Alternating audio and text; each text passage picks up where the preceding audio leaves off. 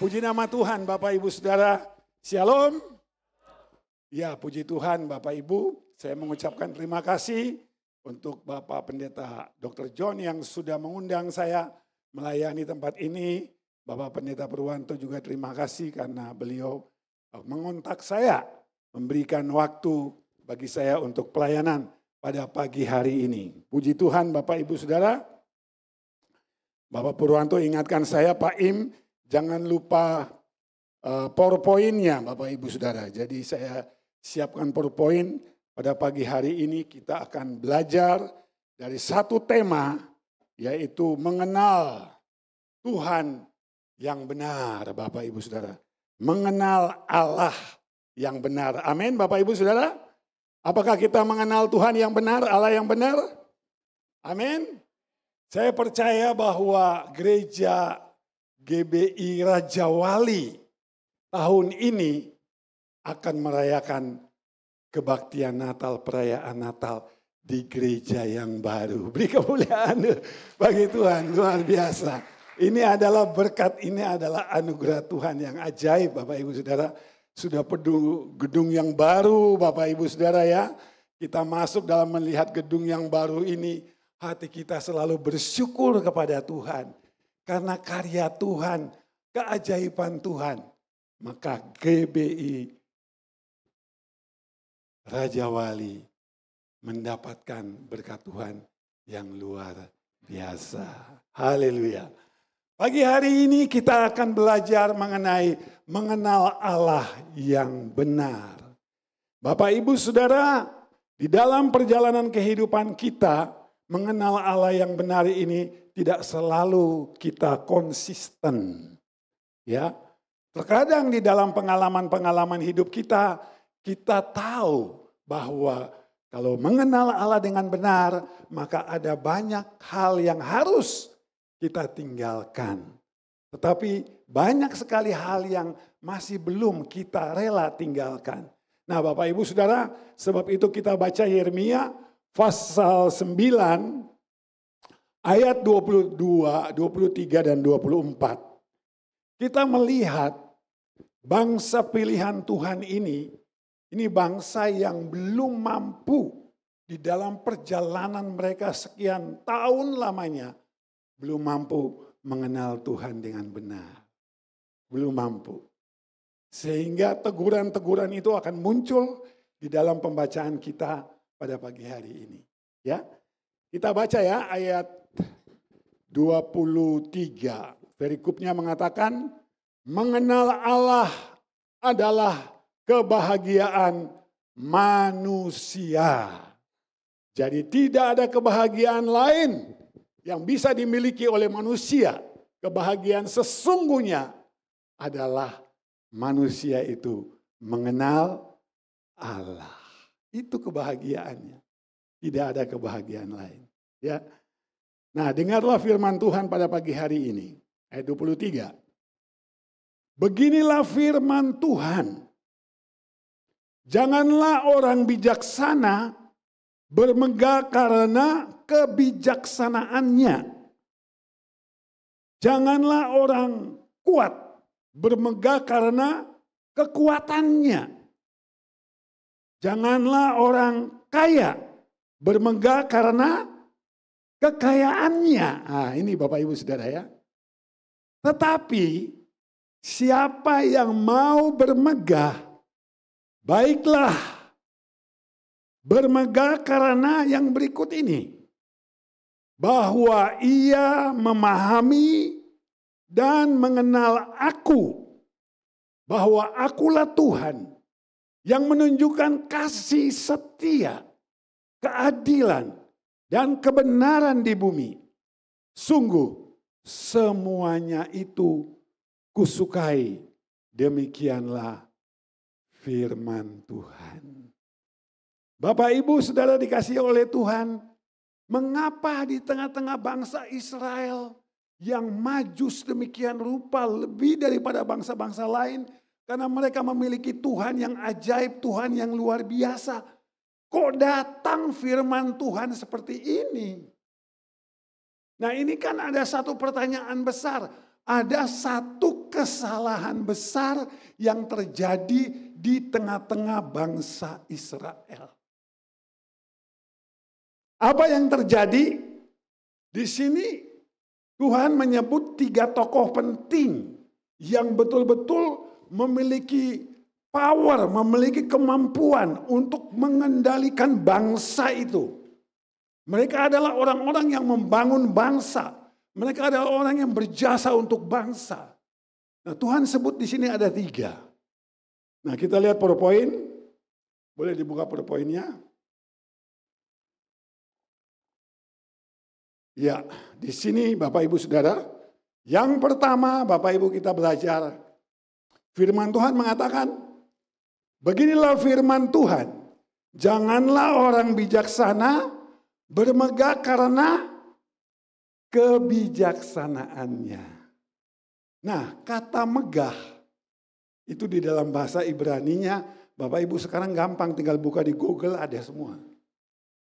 Bahasa Ibraninya halel. Halel itu mengenal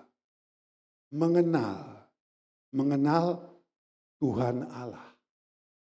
Jadi tidak boleh orang Kristen bermegah karena dirinya sendiri. Tidak boleh saudara bermegah karena kekuatan saudara sendiri. Halel ini Bapak Ibu Saudara, kalau kita baca di dalam kitab Mazmur, halel ini muncul kata muncul kata haleluya. Haleluya itu apa? Haleluya itu pujian untuk kemuliaan Tuhan, bukan untuk manusia. Itu untuk Tuhan.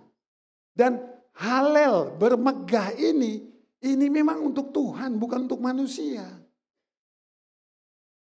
Dan di sini Tuhan memberitahukan, memperingati, janganlah orang bijaksana bermegah karena kebijaksanaannya. Jadi tidak boleh Bapak Ibu Saudara sebagai orang-orang percaya kita merasa bahwa kita bisa, kita merasa bahwa kita mampu, kita merasa bahwa kita bisa melakukan ini dan itu. Lalu kita bermegah diri, ya Bapak Ibu Saudara ya. Kalau Bapak Ibu mampu bisa usaha dengan baik, Bapak Ibu mampu bekerja dengan baik, Bapak Ibu mampu menjaga kesehatan dengan baik, Bapak Ibu mampu berolahraga dengan baik. Bukankah itu adalah anugerah Tuhan? Bukankah itu adalah berkat Tuhan? Jadi kalau saya mampu sekolah dengan baik, lulus menjadi mahasiswa terbaik, itu adalah anugerah Tuhan. Tidak boleh digunakan bermegah itu untuk diri sendiri. Nggak boleh. Nah, ini kesalahan orang-orang bijak pada zaman itu Bapak Ibu Saudara. Siapa ini orang-orang bijak ini Bapak Ibu Saudara? Orang-orang bijak ini adalah orang-orang yang memberikan pengaruh kepada bangsa untuk membangun bangsa Israel. Mereka ini para penasihat-penasihat yang handal Bapak Ibu Saudara. Bapak Ibu ingat cerita mengenai seorang yang bernama Yusuf? Ingat ceritanya? Yusuf itu orang yang bijak. Bisa menafsirkan mimpi juru minum dan juru makan raja. Bahkan bisa menafsirkan mimpi raja. Itu Yusuf. 7 tahun kelaparan dan 7 tahun kelimpahan. Dia bisa menerjemahkan semuanya itu.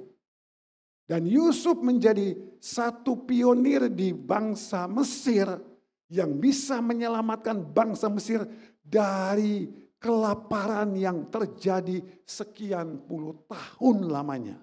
Sehingga bangsa ini bebas dari bencana yang akan menimpa bangsa itu. Kenapa Bapak Ibu Saudara? Karena kebijakan dari Tuhan. Pemberitahuan daripada Tuhan kepada Yusuf. Dan Yusuf bisa mengartikan semuanya itu Bapak Ibu Saudara. Nah, ini yang disebut dengan orang bijak. Tapi apa yang Tuhan katakan kepada orang-orang di zaman Yeremia Bapak Ibu? Mereka ini adalah orang-orang percaya yang harusnya bersyukur kepada Tuhan. Berterima kasih kepada Tuhan.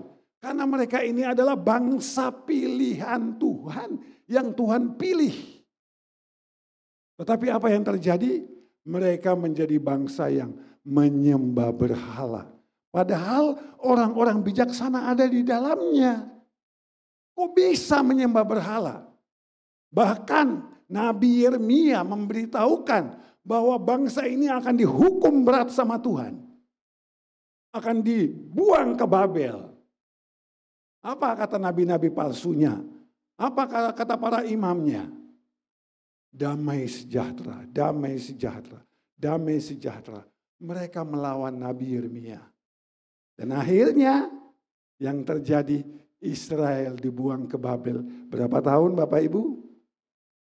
Bapak Ibu ingat berapa tahun? 70 tahun. Loh bayangkan. Yang terjadi akhirnya karena tidak mendengarkan perintah Tuhan ini, bangsa itu dibuang dari negerinya yang diberkati Tuhan ke bangsa Babilonia.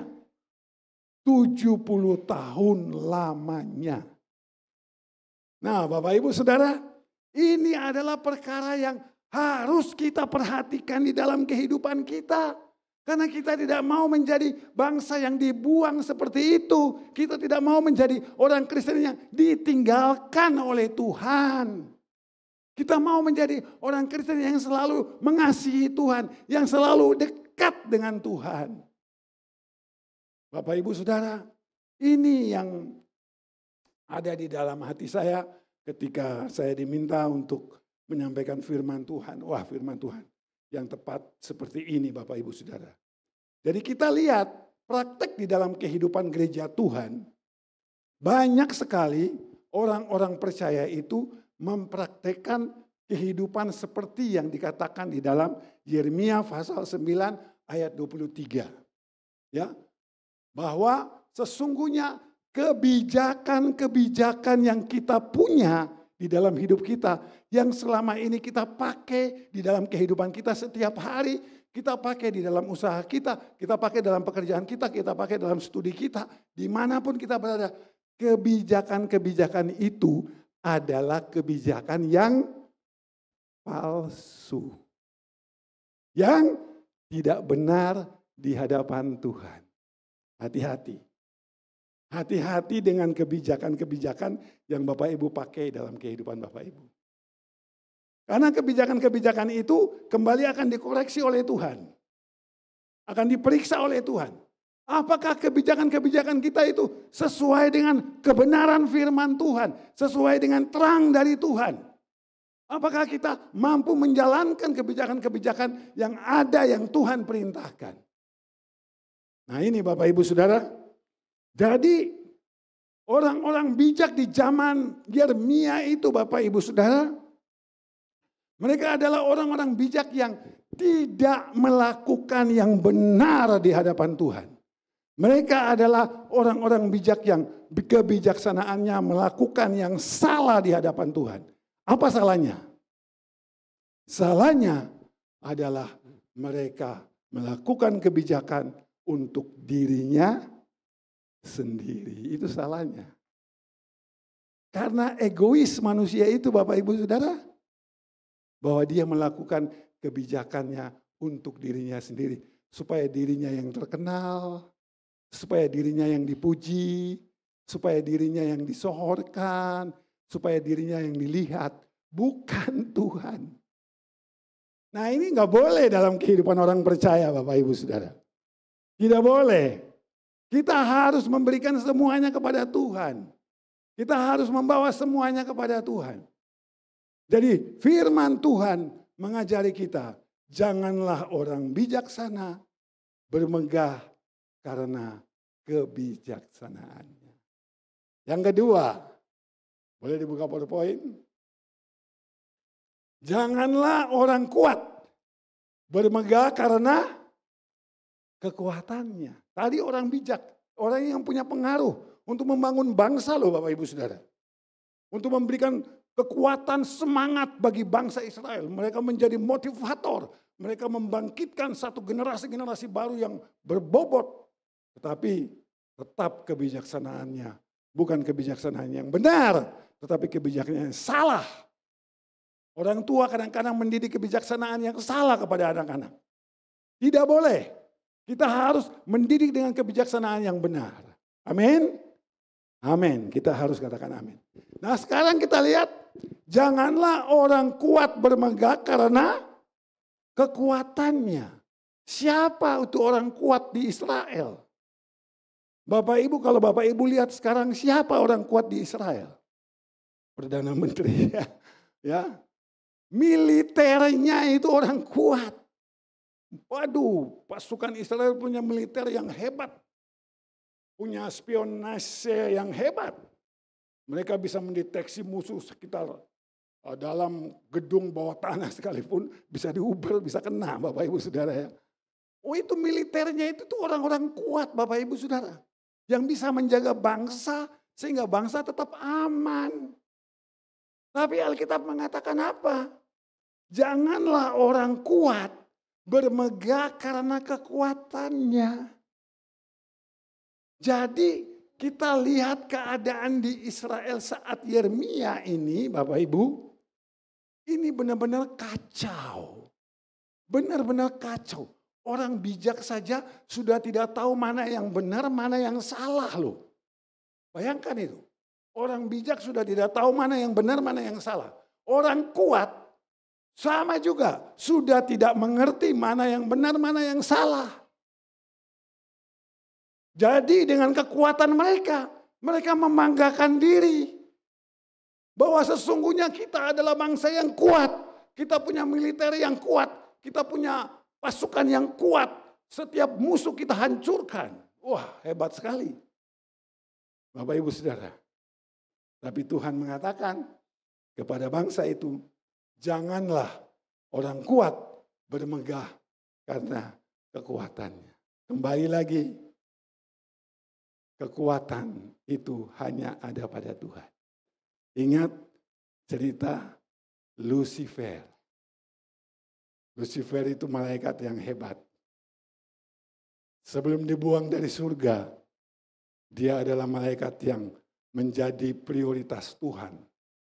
Yang memimpin malaikat-malaikat yang lain. Tetapi kenapa dia dibuang? Kenapa dia dibuang ke dunia? Sehingga dia menjadi iblis, Bapak Ibu Saudara. Yang terus menggoda orang-orang percaya. Karena apa? Karena dia menginginkan kesamaan dirinya dengan Tuhan. Tuhan dan Lucifer sama. Ingin dipuji seperti Tuhan dipuji. Malaikat Lucifer ingin juga dipuji seperti Tuhan dipuji.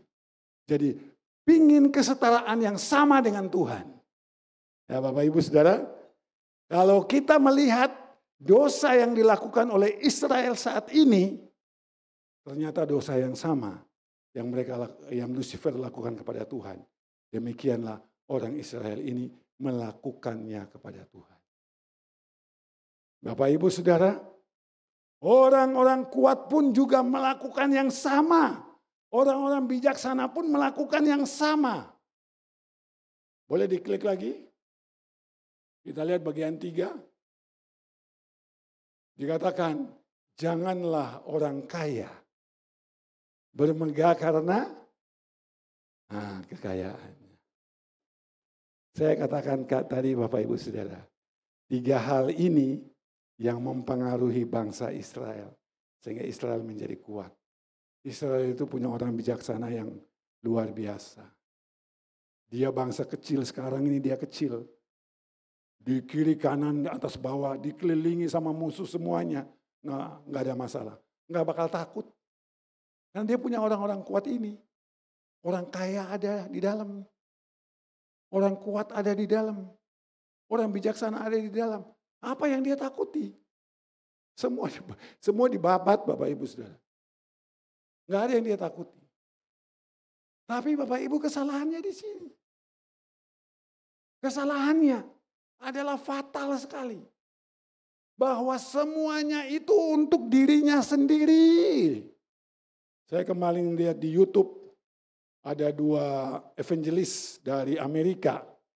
Masuk ke Israel. mereka coba memberitakan Injil.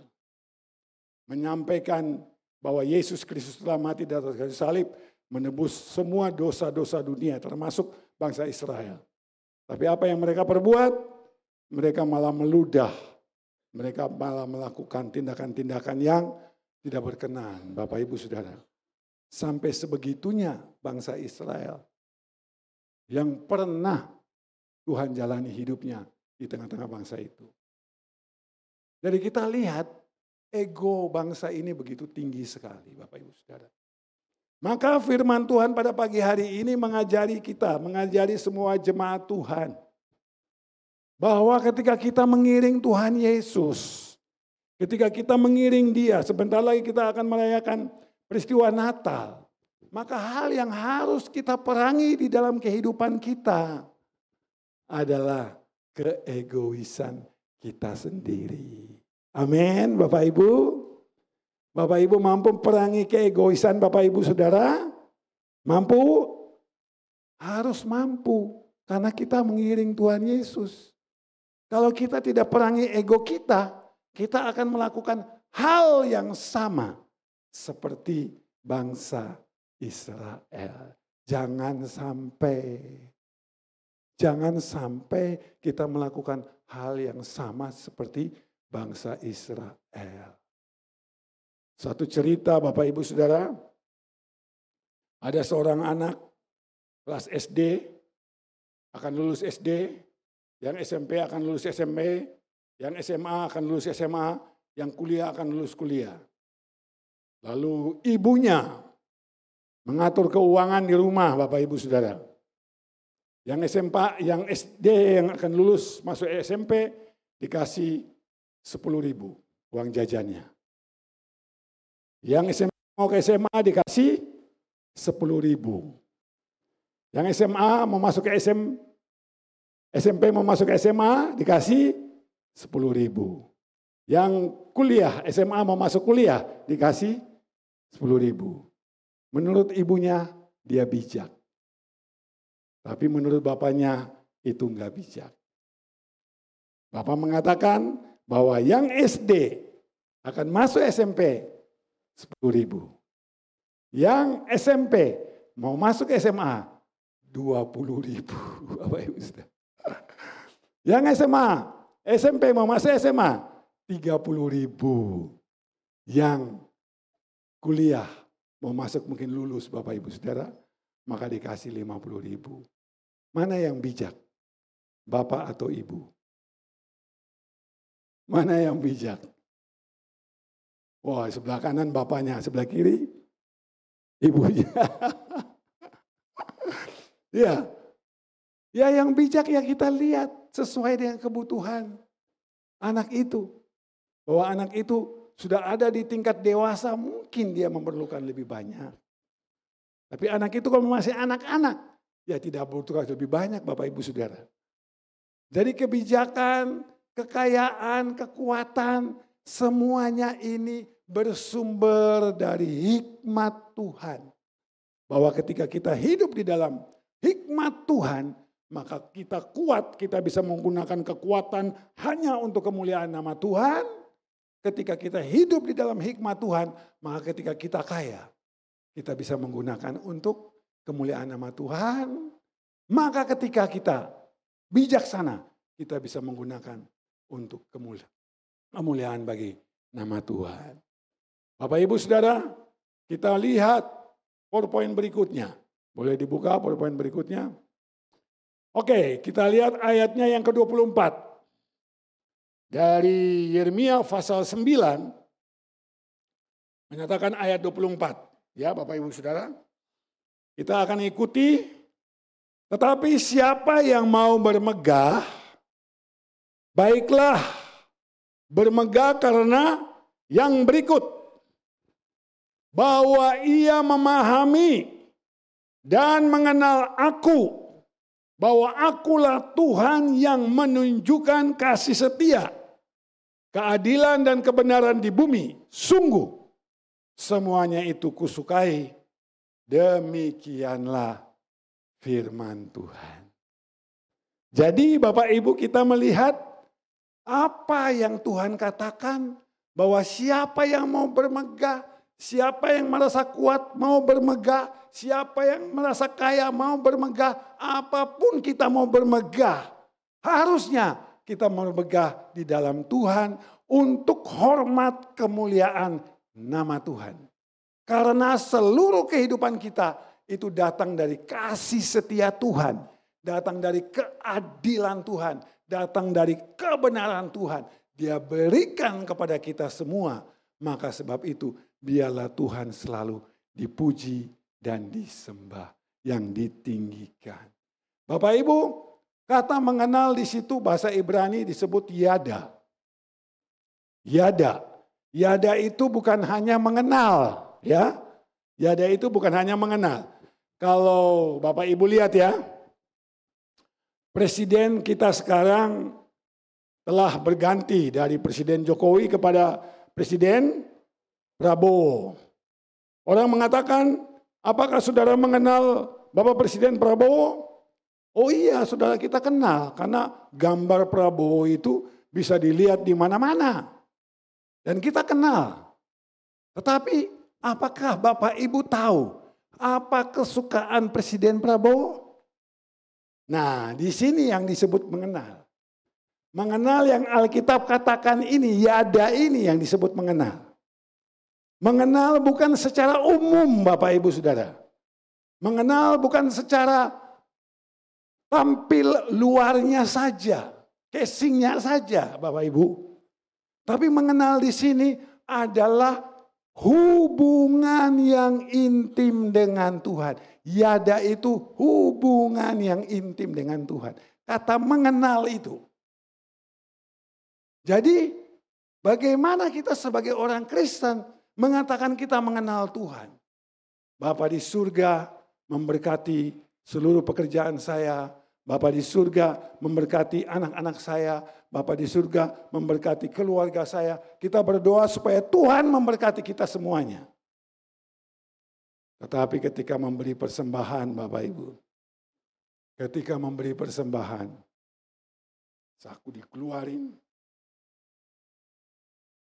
Karena ada 2 lembar. Lembar yang pertama 50.000. Lembar yang pertama 2.000. Yang nginceng begini Bapak Ibu Saudara. Salah ngambil yang 50.000. 50.000-nya dimasukin lagi. Nginceng lagi. Lalu ambil yang 20.000 Bapak Ibu Saudara. Yang dimasukin yang 50.000 apa 20.000? Yang 20. Yang 2.000 malah ya dimasukin. Yang 50.000 nggak dimasukin Bapak Ibu Saudara. Tapi doanya gimana?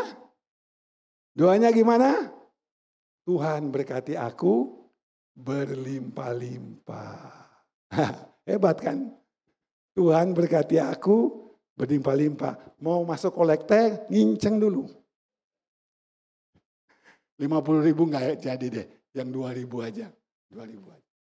Kan aneh ini. Sudah percaya pada Tuhan. Berdoa Tuhan bisa memberkati berlimpah-limpah. Tapi saat dimana kita harus memberikan satu pemberian yang baik untuk Tuhan. Kita masih berpikir. Nah, Alkitab mengatakan bahwa kalau kita mau mengenal Tuhan, maka mengenal itu adalah yada, yang berarti Bapak, Ibu, dan saya memiliki hubungan yang intim dengan Tuhan.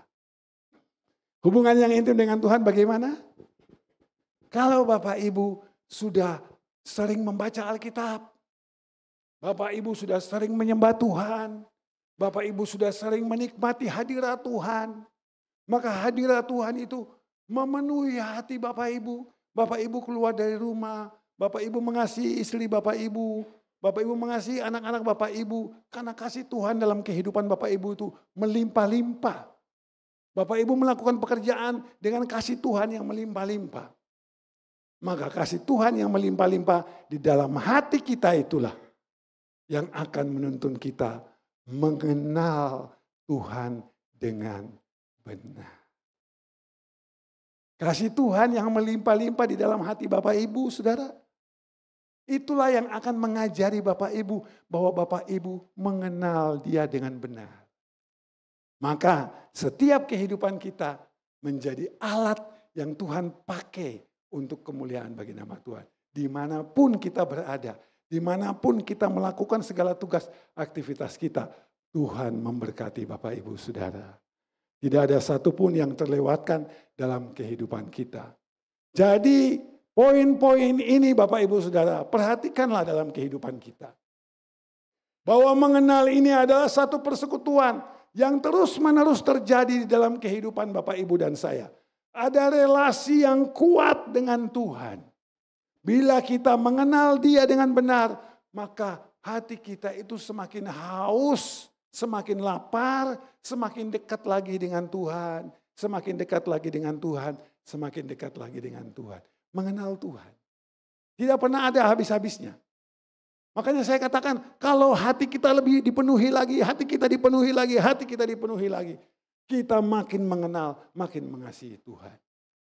Biarlah melalui firman Tuhan pada pagi hari ini, Bapak Ibu makin mengenal Tuhan. Kebijakan kita tidak ada apa-apanya. Kekuatan kita tidak ada apa-apanya. Kekayaan kita tidak ada apa-apanya. Kehebatan saudara tidak ada apa-apanya. Ada apa-apanya kalau saudara mengenal Tuhan. Ada apa-apanya kalau saudara mengenal Tuhan. Itu kuncinya. Kuncinya cukup mengenal Tuhan, selesai. Enggak usah cari kuat, enggak usah cari yang lain-lain. Kenal Tuhan saja. Bersyukur karena Tuhan memilih saudara, bukan supaya saudara diberkati. Bukan supaya saudara menjadi orang kuat, bukan supaya saudara menjadi orang bijak, bukan supaya saudara menjadi orang kaya, bukan supaya saudara menjadi orang sukses, bukan supaya saudara menjadi orang luar biasa. Bukan. Tuhan memilih saudara supaya saudara mengenal Dia. Mengenal Dia itulah tugas saudara dan saya. Ketika kita mengenal Dia, maka Dia akan menjadi bahagian yang terbesar dalam kehidupan kita yang memimpin hidup kita. Tuhan memberkati Bapak Ibu Saudara sekalian. Amin. Kita nyanyikan pujian anugerah mempesonaku.